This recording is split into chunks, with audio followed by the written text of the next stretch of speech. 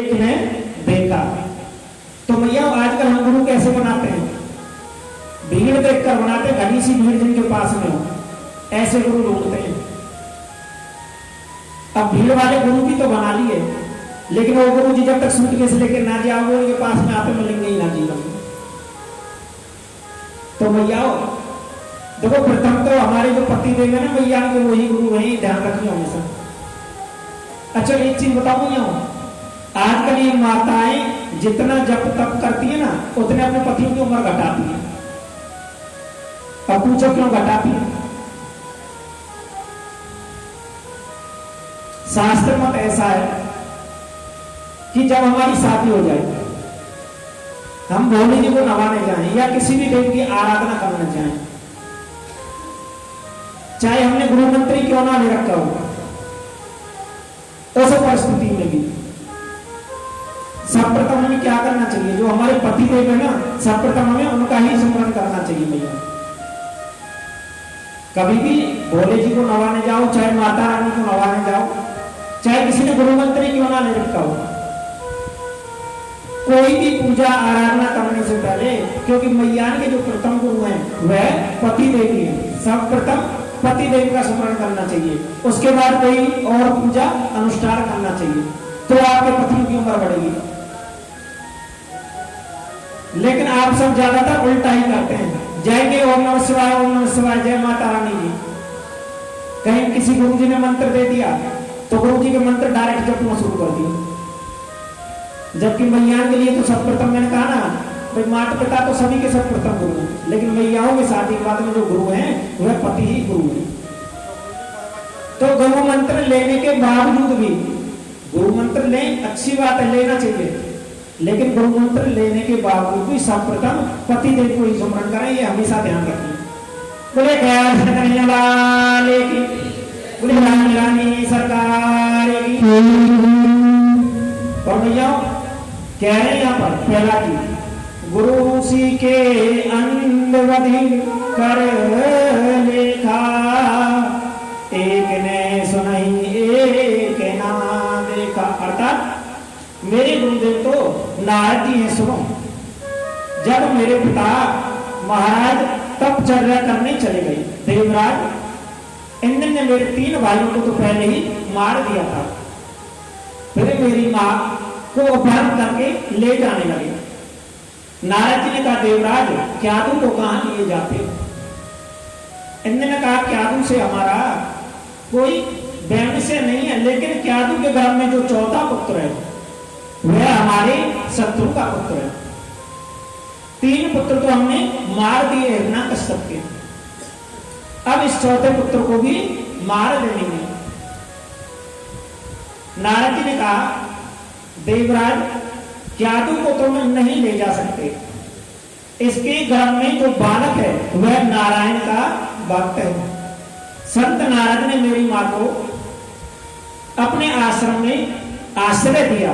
मेरी मां से कहा, बेटी तुम मेरे आश्रम में रहो, जब तक तुम्हारे पति तपचर्या से लौटकर नहीं आते, वो चाहे 100 वर्ष ही क्यों ना हो जाए, तुम गर्भ धारण करके रख सकती हो, ये मेरा आशीर्वाद है। अब समय कैसे निकले? बोले कन्हैया लाल की। और प्रहलाद जी कह रहे हैं, मेरी मां बन गई श्रोता, नारद जी बन गए वक्ता। भागवत धर्म का दिव्य उपदेश नारद जी ने मेरी मां को दिया। जब मां को इस सुंदर उपदेश को कहा, तब मैं 7 महीने का गर्भ में था। यह सत्य समझे, बालक जब 7 महीने का गर्भ में होता है तो मां को बहुत सावधानी का परिचय देना चाहिए भैया। अच्छे विचार मन में लाने, अच्छे उपदेश सुने। जैसी परिस्थिति में मां के मन की होगी वही बच्चे की बनेगी भैया। सत्य है ये, पीछे सुनी थी ना आपने कथा, मन लो अब मन लो, महाभारत में सुनी होगी आप सबने, कि जब चक्रव्यूह बनाते हैं कौरव, तो चक्रव्यूह बनाकर ललकारते हैं पांडवों को, लेकिन पांडव वहां पर होते नहीं है। तो चक्रव्यूह को तोड़ने के लिए कौन जाता है? अभिमन्यु जाता है। लेकिन अभिमन्यु ने चक्र में घुसने की, जो चक्रव्यूह में घुसने की कथा सुनी थी वह माँ के गर्भ में ही सुनी थी। लेकिन जब बाहर निकलने की कथा सुना रहे थे उस समय माता सो गई थी, तो निकलने की कथा उन्होंने नहीं सुनी। चक्रव्यूह में अभिमन्यु घुस तो गया लेकिन निकल नहीं पाया। तो भैया कहने का तात्पर्य क्या है? ये जो हम कथा भागवत रामायण जो सुनते हैं ना, हमारे पूर्वजों ने ऐसे ही नहीं लिख दी। इनको बोलते हैं हम ऋषि। आप जब भी कोई कथा सुनते होंगे तो उसमें हमेशा आता है कि 88,000 ऋषि विशाल वट वृक्ष के नीचे विराजित हैं। कोई भी कथा जाता है तो सुनते होंगे। तो ये ऋषि शब्द आया कहां से? ऋषि शब्द आया रिसर्च करने वालों से, जिन्होंने रिसर्च करी, वहीं से ऋषि शब्द आया। जैसे करते हैं ना आजकल वैज्ञानिक खोज करते रहते हैं कुछ ना कुछ। उदाहरण के तौर पर कहते हैं किसी ने एसी बनाया, किसी ने बल्ब बनाया, है ना, मतलब किसी ने बहुत सारे हमारे इस्तेमाल करने वाले सामान बनाए, जैसे घर में कपड़े धोते वॉशिंग मशीन बनाई। ये रिसर्च करने वालों ने तो बनाई। तो वैसे ही जिन्होंने इस भागवत जी को लिखा, जिन्होंने रामायण को लिखा है, इन्होंने बहुत रिसर्च की है जीवन में, और जो अनुभव किया वही लिखा हुआ है। और कथा में मैंने प्रथम दिवस में आप सभी को सुनाया भी था कि जो ये 88,000 ऋषि है ना, यही हमारे आपके सभी के पूर्वज हैं। तो मैया इन्होंने क्या लिखा हुआ है? आप जैसा जैसा बालक चाहते, कहते हैं ना, बोए पेड़ बबूल के तो आम कहां से होना। अच्छा, कई बार देखा होगा बड़े संत प्रवृत्ति के होते हैं माता पिता, फिर भी उनके घरों में राक्षस रूपी बच्चे पैदा हो जाते हैं। राक्षसी में जो माँ बाप का निरादर करें, किसी का सम्मान ना करें, फिर भी पैदा हो जाते हैं। तो आखिर वो बच्चे ऐसा हो कैसे जाता है? जबकि माता भी अच्छी, पिता भी अच्छे, उनके दादा भी अच्छे, दादी भी अच्छी, 3 पुश्तें सभी अच्छी, लेकिन बालक पर कहां से नालायक हो गए? मैया उसका एक कारण है बहुत बड़ा, जो हम टीवी पर देखते हैं ना, टीवी पर जो देखते हैं मार धाड़ पता ना क्या क्या देखते हैं। और टीवी से भी खतरनाक आजकल एक चीज जो आई है, ये फोन जो लगा हुआ सामने। क्योंकि जो आविष्कार है ना, आवश्यकता आविष्कार की जननी होती है। वो तो ठीक है, फोन बनाने वाले ने फोन बनाया किस लिए? कि किसी के पास समय ना हो तो एक दूसरे की जानकारी ली जा सके। लेकिन आजकल हम इसका भी गलत उपयोग करते हैं। न जाने कितनी घटनाएं जीवन में इस फोन के कारण होती हैं। आपने सुनी होगी कि फलाना जगह फलाने का उपहार हो गया, पता कैसे चला कि वहां से फोन कर दिया कि आदमी वहां तक पहुंच गया। तो मैया ये अपने हाथ में है, जो चीजें हैं उनका हम सदुपयोग करें या गलत उपयोग करें। कहने का तात्पर्य क्या है? जैसा आप बालक चाहते हो, जब माँ के घर में बालक आवे तो उसी समय से माँ के आसपास वैसी ही गतिविधियां आए। और प्रत्यक्ष प्रमाण दे सकता हूं ये इसका कि माँ के आसपास जो वातावरण होता है उसका फर्क बालक के ऊपर होता है। प्रत्यक्ष प्रमाण देखो, आप सभी के घर में किसी के में 2 बालक होंगे, किसी के में 3 होंगे। तो माताओं आप ध्यान करना कि कई बार क्या होता है, बड़े बालक का स्वभाव बड़ा चिड़चिड़ा होता है और छोटा बालक बिल्कुल शांत होता है। तो आप ध्यान दोगे कि जब बड़ा बालक आपके घर में आया उस समय आसपास कुछ तनाव वाला वातावरण, लेकिन छोटा बालक जब हुआ तो घर में शांति थी, इसलिए छोटा बालक शांति प्रिय और बड़े बालक में अशांति है। कहने का तात्पर्य है, यहाँ प्रहलाद जी क्लियर उपदेश दे रहे हैं आप सभी को। प्रहलाद जी क्या कह रहे हैं? प्रहलाद जी महाराज कह रहे हैं कि जैसा बालक चाहते हो ना, वैसा ही वातावरण माता के आसपास रखो। बोले कन्हैयालाल की। और यहाँ पर प्रहलाद जी कह रहे हैं, मेरे गुरु नारद जी बन गए। असुर बालक ने कहा, प्रहलाद तुम्हारे गोविंद से मन कैसे जुड़ो? प्रहलाद बोले, मन की डोर एक बार गोविंद के चरणों में लग जाती है तो सब व्याता मिट जाती है। बीच में कितने व्यावधान आते हैं पता ही नहीं चलता। और मन लगना किसे कहते हैं? एक कथा है, कहते हैं कि कोई मौलवी साहब नमाज अदा कर रहे थे, पढ़े लिखे सज्जन मौलवी थे। सामने से कोई हमारे जिम्मेदारी की ही नारी निकल के जा रही थी, उसने मौलवी जी की चादर पर पैर रख दिया। कहते हैं ना ध्यान लगा हुआ गट्ठर वाली को। तो बेचारी जा रही खेत पे न्यारे लेने के लिए, अर्थात पशुओं के लिए चारा लेने के लिए, चारा लेने तो जा रही, लेकिन अपने अंतर्मन में हरे रामा हरे कृष्णा वह जपती जा रही थी। कब मौलवी जी रास्ता में पड़े, उस बेचारी को ध्यान ही ना गया और मौलवी जी के ऊपर से ही वह निकल गई। अब मौलवी जी को बड़ा आश्चर्य हो, मैं तो खुदा को नाम ले रहा हूं, या को ध्यान कहा मेरे ऊपर से कैसे निकल गई। तो जब वह वापस आई तो मौलवी बोले, फिर रुक, एक बात बता, तेरा ध्यान कहाँ हो? मैं खुदा को नाम ले रहा हूं और तू मेरे ऊपर से निकल गई। बोली, तू खुदा को नाम ले रहा हो और मैं अपने ठाकुर जी को नाम ले रही। मोह तो यही ना बताओ कि तुम मेरे रास्ता में आयो कब। इतना मौलवी जी का सुनना था, सीधे लेट गए। बोले, वाकई में तेरी भक्ति सांची है और मेरा नाम लेना झूठा है।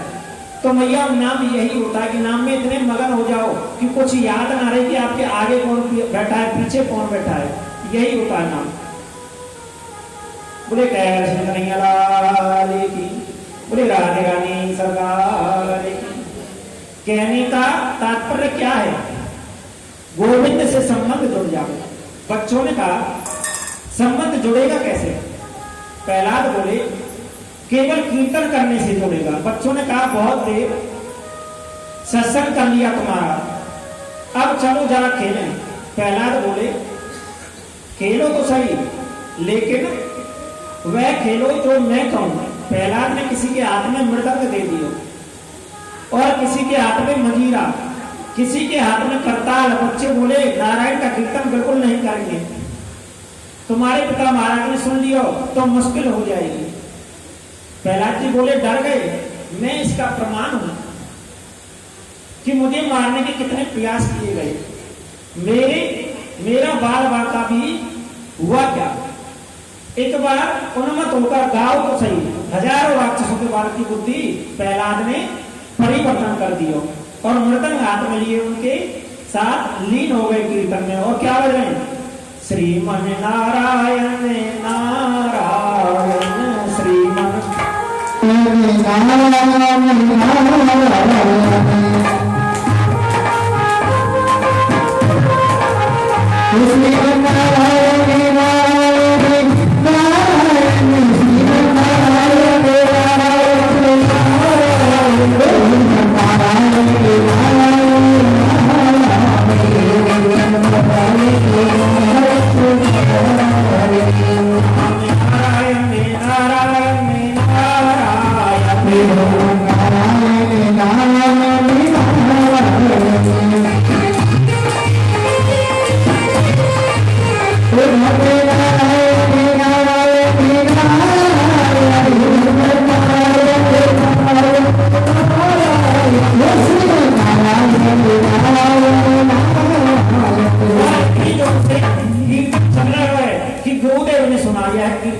कौन करता है?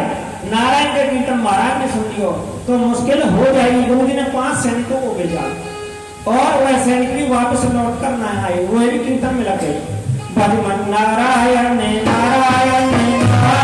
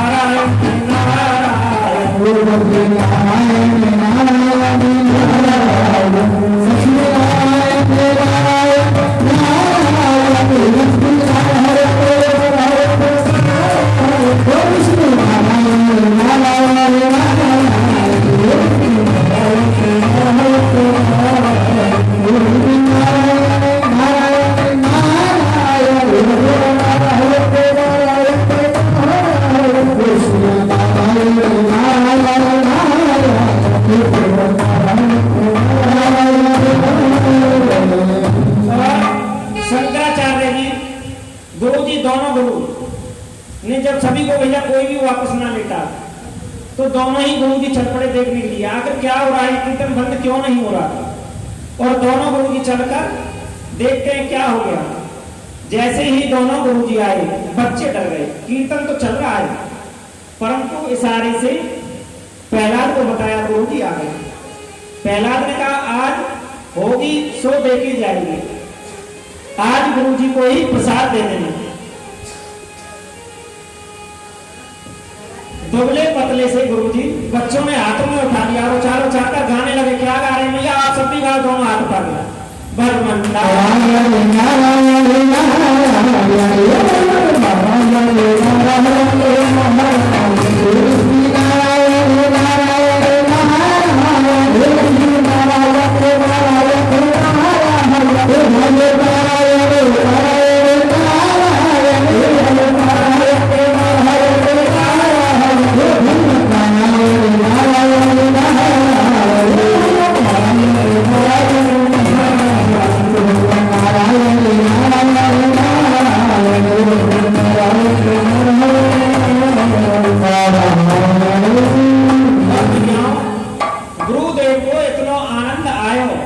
बच्चों को बोले छोड़ो बेटा, हम भी कीर्तन करते हैं, इसमें तो बहुत आनंद आता है। बच्चों ने छोड़ दियो। ऐसा करंट लगा, गुरुजी नाचने लगे। प्रहलाद गदगद हो गए और कीर्तन करते करते गिरते पड़ते हैं। कोई आनंद होकर गिर जाता है, फिर पुण्य उठकर नाचने लगता है। पूरा वातावरण प्रहलाद ने कीर्तन में कर दिया। और ऐसे ही कीर्तन चलते जा रहा है। हिरण्यकश्यप जी आ गए। हिरण्यकश्यप कौन है? प्रहलाद जी के पिता और राजा भी हैं। आकर देखा कि यहाँ तो सब नाच रहे हैं, गुरुजी भी नाच रहे हैं, सैनिक भी नाच रहे हैं। यदि कीर्तन करते प्रहलाद को हिरण्यकश्यप छू लेते तो बिना नाचे हिरण्यकश्यप भी नहीं रहता। लेकिन उसने प्रहलाद को छुआ नहीं, जोर से मुष्टि का प्रहार जमीन पर किया। जोर की आवाज हुई, जोर की जब मुष्टि का प्रहार किया तो आवाज हुई, तो कीर्तन बंद हो गया। ये सब क्या हो रहा है, क्यों? गुरुजी गुरुदेव बोले महाराज आपसे हम सत्य कहते हैं, हम प्रहलाद को मना करने आए थे, लेकिन इसको छूते ही ऐसा करंट लगो कि हम भी नाचने लग गए। परंतु सुनिए महाराज, आनंद बहुत आया। हिरण्यकश्यप क्रोधित होकर बोला, एक तो बच्चों की बुद्धि बिगाड़ते हो, फिर कहते हैं आनंद आयो, दौड़कर प्रहलाद को पकड़ लियो और कहने लगे, हे दुर्वेणी मंदात्मनम कुलवेदिकादम सतवदम मचास्नो दूतमं नेसेतवादेवं क्षमं। अरे द्रौपदी, अरे प्रहलाद, मैंने तुम्हें समझाने का बार बार प्रयास किया, लेकिन तुमने मेरी एक बात नहीं सुनी। आज यमराज के पास जाने से तुम्हें कोई रोक नहीं सकता। किसने तुमको बड़बोला बनाया? इतना उदंड तुमको किसने बनाया? मेरी परवाह किए बिना मेरे विद्यालय में तुमने कीर्तन किया, सबको कीर्तन में नचाते हो, मेरे शत्रु का नाम लेते हो। आज तुमसे बाद में निपटूंगा, पहले उसी से निपट लेता हूं। बताओ तुम्हारा नारायण कहां पर है? प्रहलाद बोले, ने केवलम में भक्त राजनम सचेवलम बलिनाम चा परेश्वरमी सितर जन्मा ये ब्रह्मदेव वसंतम प्रणीता। पिताजी, नारायण तो सर्व अंतर्यामी है, केवल मेरा मालिक है, ऐसा नहीं। आपके अंदर भी बोलने की जो शक्ति है उसी के द्वारा दी गई है, उसी ने वह शक्ति आपको प्रदान की है, फिर उसी का नाम। लेकिन वो है कहां? वह तो सर्वत्र है, सब जगह है। सोरतने के प्रेम कनमा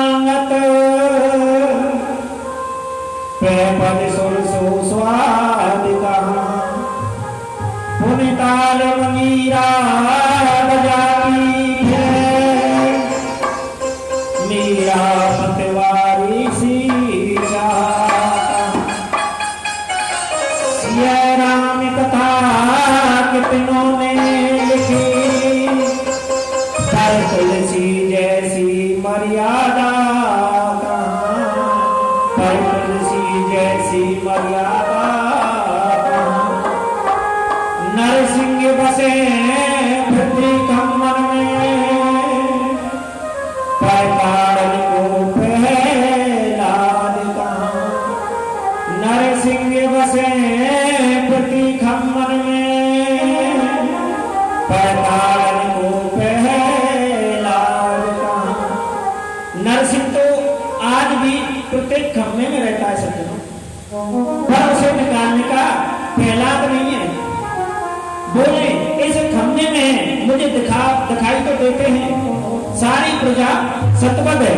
छोटे से बालक ने कह दिया इस खम्मे में मुझे दिखाई देता है। हिरण्यकश्यप ने कहा तलवार उठाकर जोर से प्रहार खम्मे में किया। जैसे ही खम्मे में तलवार का प्रहार हुआ, खम्मे बीच में से फट गया, उसमें से नरसिंह भगवान का प्रागट्य हो गया। बोलिए नरसिंह भगवान की। और भैयाओं इतनी जोर से शब्द करते हैं भगवान नरसिंह, हुम्मारम करते हैं, बड़ी बड़ी बड़ी दाढ़ी है, बड़ी बड़ी मूछें हैं, बड़े बड़े दांत लगाकर जब हुम्मारम किया सब डर गए। एक बार तो हिरण्यकश्यप इतनी जोर से शब्द सुनकर वहीं पर गिर पड़ा।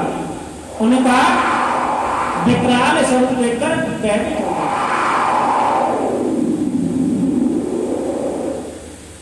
सत्यम विधातुम निज वृत्ते वासितम, व्याप्तम च भूतेषु किलेषु चात्मनः, अदृश्यतात्यज भूतो रूपनूतनं सत्य सव्याम मृगने मानुषम। अपने नन्हे से बालक की बात की रक्षा के लिए भगवान प्रकट हो गए और ऐसा रूप लेकर आए जो न मनुष्य है न शेर है, दोनों ही है और दोनों ही नहीं है। लेकिन भगवान के सामने समस्या है कि वह हिरण्यकश्यप को दिन में नहीं मार सकते, लेकिन युद्ध करते करते जब सायंकाल हो गया मैयाओं,